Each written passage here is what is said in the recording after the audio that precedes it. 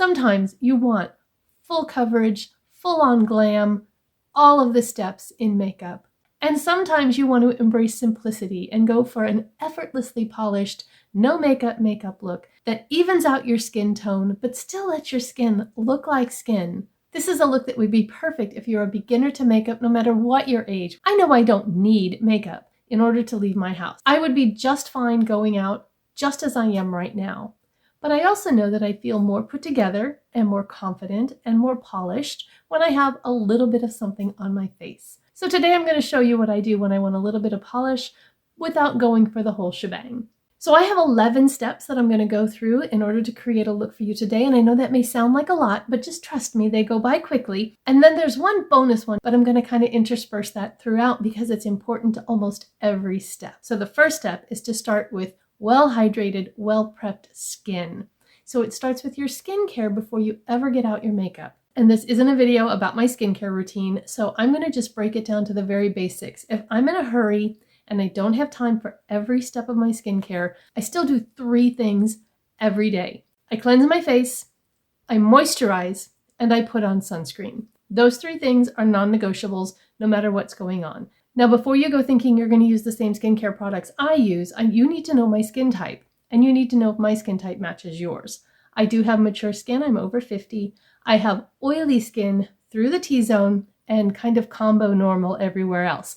I can get oily on my cheeks and on my forehead, so I need a lighter weight moisturizer. If you have dry skin, you're going to need something different.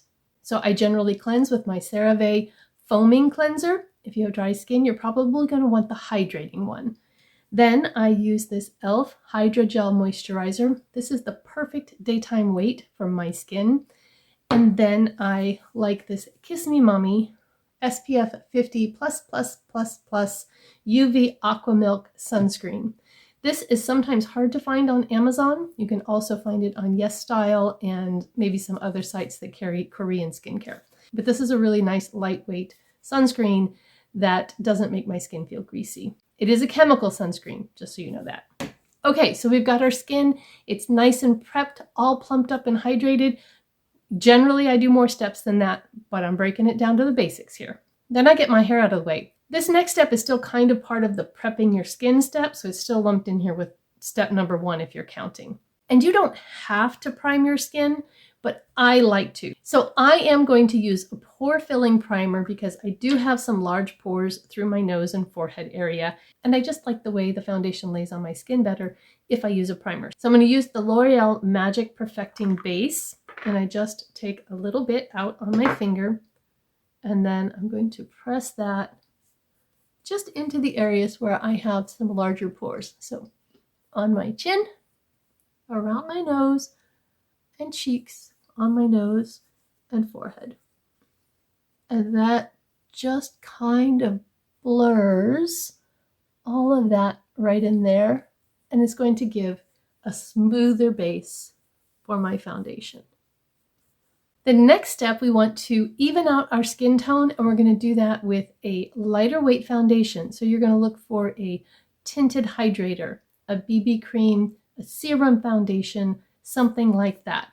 Today, I'm going to use my Misha Perfect Cover BB cream in the color 23. I also have the color 27, so let me do a little swatch of both of those so you can see what they look like. So this is 23, and it is a very cool toned foundation. Some people find it to be maybe a little gray, but because it's a light coverage, it really does blend out really well.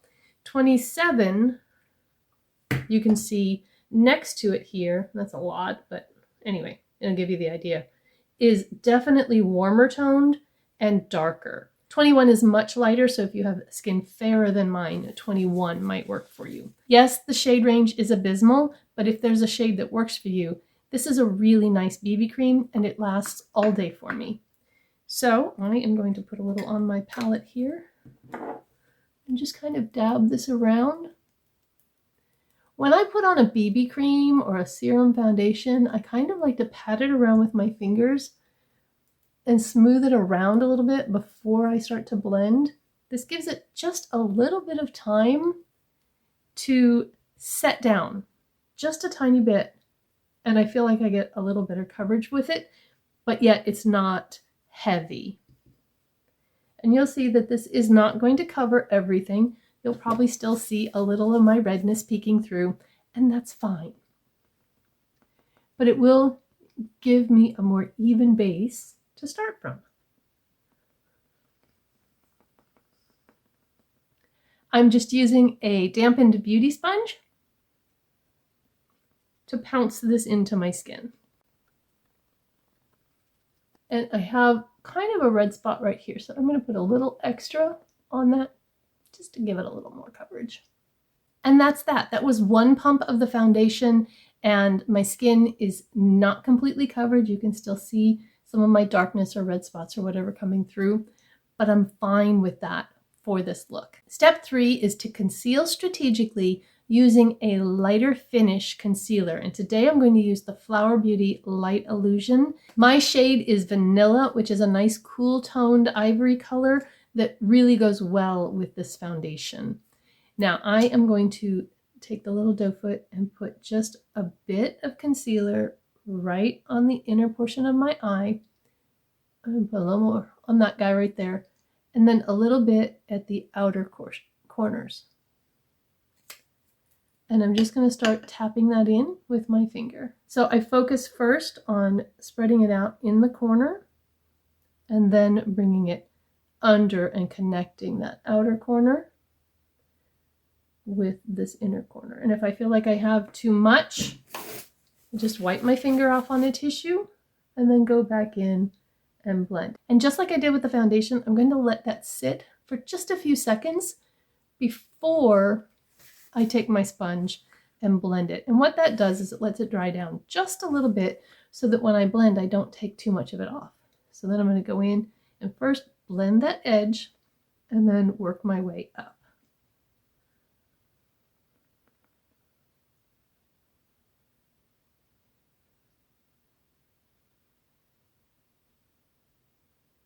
To avoid having the product creasing in your fine lines and wrinkles, the goal is to use as little of the product as you can to cover what you want to cover. And you can still see a little of the darkness. It would be much more covered if I also used a color corrector or used a heavier concealer like the e.l.f. Camo Hydrating Concealer. But this is fine for the look I'm going for today. It makes me look more awake and covers what I want to cover. For our fourth step, we're going to use a subtle pink or peachy blush. We're not going in with a lot of blush. We just kind of want to give a natural flush to the skin. And I think this Essence the blush in Befitting would be a great color for that. It's just a neutral kind of rosy tone. So I'm going to grab a slanted blush brush, tap off a little of the extra, and just kind of dab that along my cheekbones.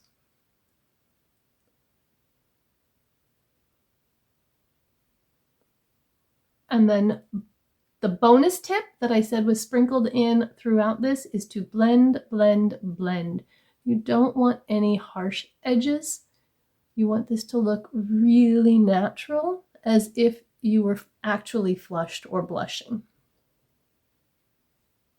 And you can bring a little across the bridge of your nose if you're so inclined.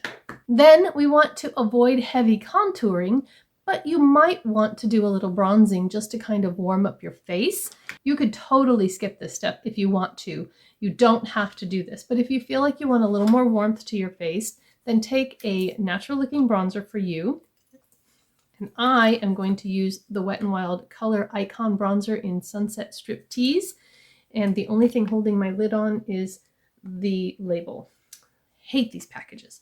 So anyway, I'm just going to pounce that in there. I have a really big fluffy brush, and I'm just going to provide a little bit of warmth to my skin tone on the high points where the sun would normally hit.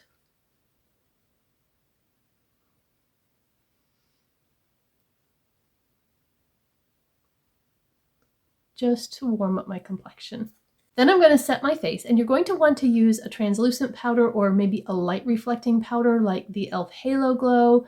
This is going to both take down a little of the shine, and for me that's important because as the day goes on I get plenty of my own shine coming through, but then it's also going to help this tinted moisturizer set down and stay a little bit longer on your skin. So I am going to use the Wet n Wild Photo Focus Translucent Loose Setting Powder. This is a really finely milled powder and it doesn't look heavy on your skin. So I put a little in the cap, stuck my brush in, really smushed it around, and then I tapped off the extra. And I'm going to first put this in the center of my face where I need more setting, and then from there, work out to the outer edges.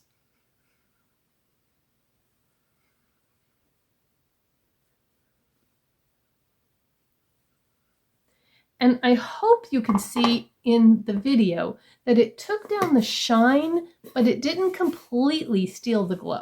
So that was step 6. We're more than halfway there. Step 7 is to provide a little bit of a strategic glow if you want to highlight. You might be completely fine with where you're at here, but I am going to add a little bit of the Essence Pure Nude Highlighter with this Real Techniques brush. This is such a soft, lit from within kind of glow. And I'm just going to put it on the tops of my cheeks. You can put it on your Cupid's bow if you want, a little bit above the eyebrows. And I'm going to go back to this when I do the eyeshadow. And then I'm just going to blend that.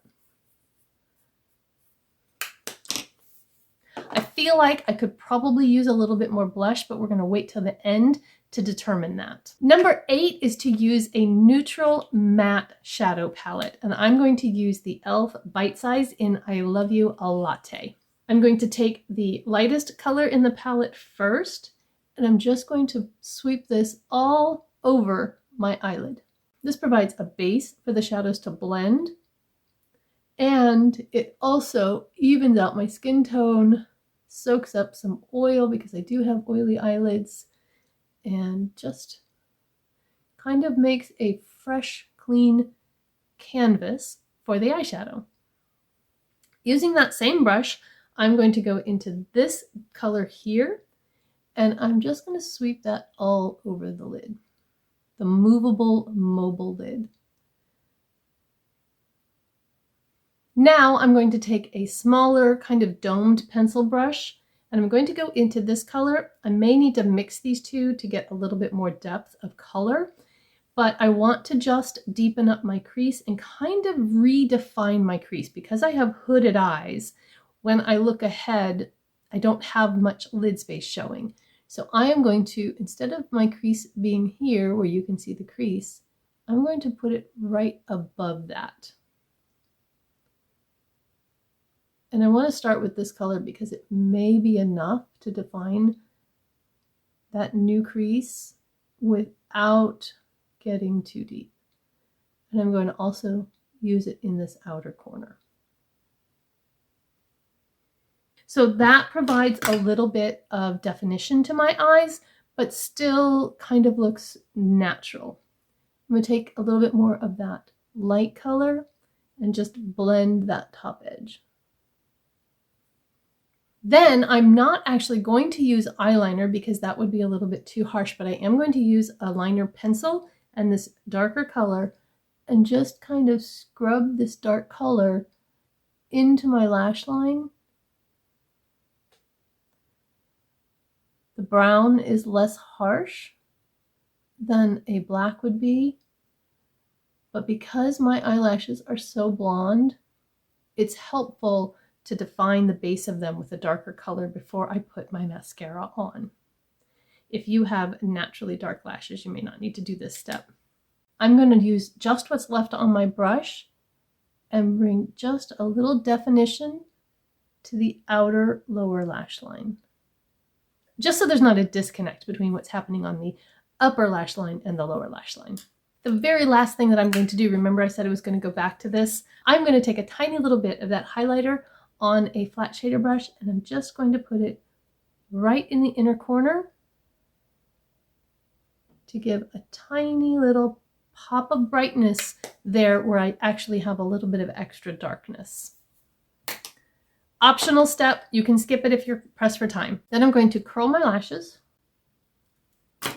and put on a coat of mascara. I'm not going for super va-va-voom lashes, I'm just kind of going for a natural more defined look. Again, my lashes are blonde, so I need to do something, and I'm going to use my Essence Lash Princess False Lash Effect. This mascara is in my new project pan that I'm doing. It's Panning Cats and Dogs 2. If you haven't seen that video, I will link it in the cards and also on my end screen. So when you finish watching this one, if you haven't seen that and you're interested in panning projects, then you can go check it out.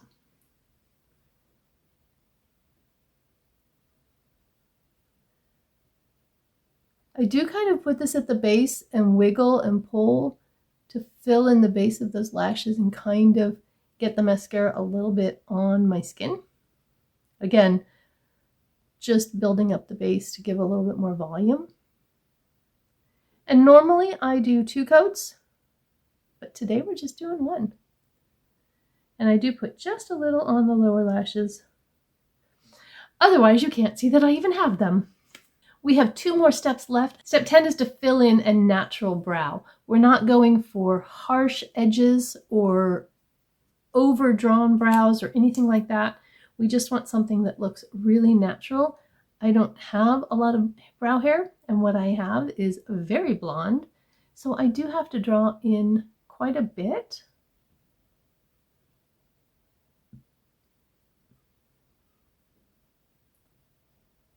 But I can still do it pretty quickly. I feel like a micro brow pencil gives me the most natural look when I'm in a hurry. This one is from CoverGirl, and it's kind of my perfect micro brow pencil right now. Color, texture, it goes on easily, but it's not so soft that you get too much. But then it's also not so waxy and hard that it's scratchy going on. When that's done, we just take our spoolie and blend a little bit.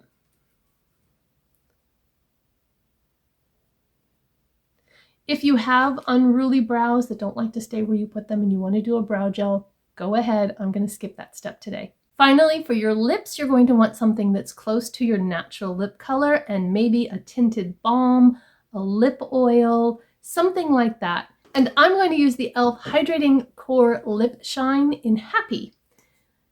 This has that heart-shaped core in the center.